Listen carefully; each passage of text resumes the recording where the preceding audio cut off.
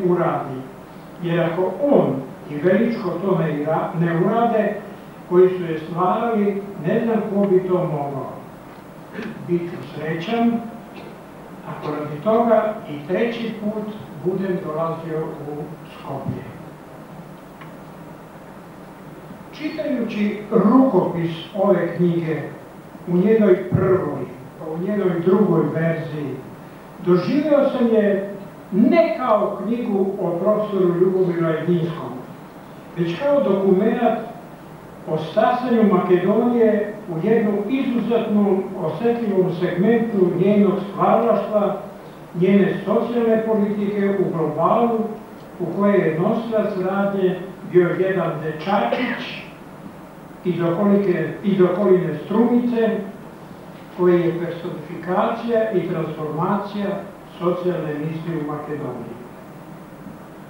Život i rad toga dečačića, omladinca i učitelja, nije ništa drugo nego metamorfoza makedonskog društva od 1945. godine do današnjeg dana.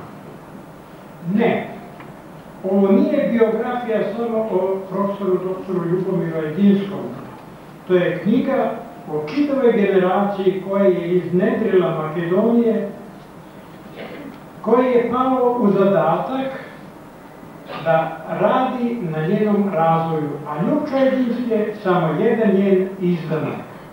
Jer kako drugojačije razumete životni put jednog po 6 dece, novosadskog strumičkog poštara do doktora nauka i profesora univerziteta i metodi, ako ne kao reprezenta društvenog sistema u kojem se razvio i u kojem je on stasao.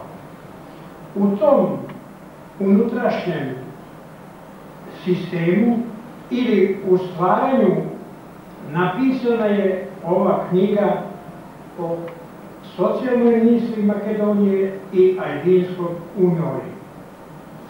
A svi mi, Ljupčetovi znani prijatelji,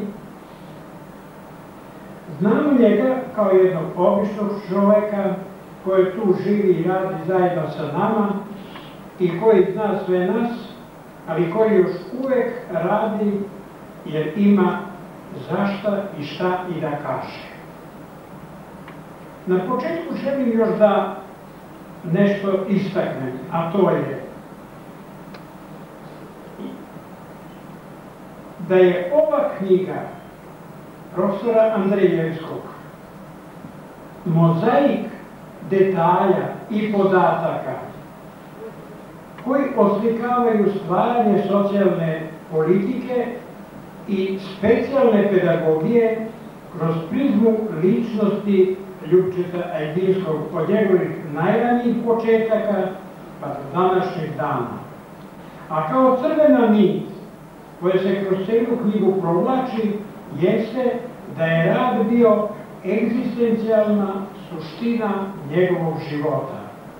U tom radu bilo je mnogo životnih etapa, zaokruženih i nezaokruženih, ali započetih, a te etape su Ljupčo kao dete, Ljupčo kao đak, Ljupče kao pionirski i omladinski rukovoditelj, Ljupčo kao učitelj, Ljupčo kao upravnik domova i kampova, Ljupče kao student, Ljupče kao gimnazijski profesor, Ljupče kao inspektor, Ljupče kao savjetnik, Ljupče kao načelnik ministarstva, Ljupče kao pomoćnik ministra, savjetnik, savezni narodni poslanik Makedonije, profesor više škole za socijalni radnik, univerzitetski profesor, direktor instituta za defektologiju u Makedoniji i tako dalje. U svakoj od ovih funkcija, bolje reći životnih etapa, Ajdinski je ugradio deo sebe i ja ću pokušati u ovom referatu da samo sublimiram taj deo njegovog 50-godišnjeg rada.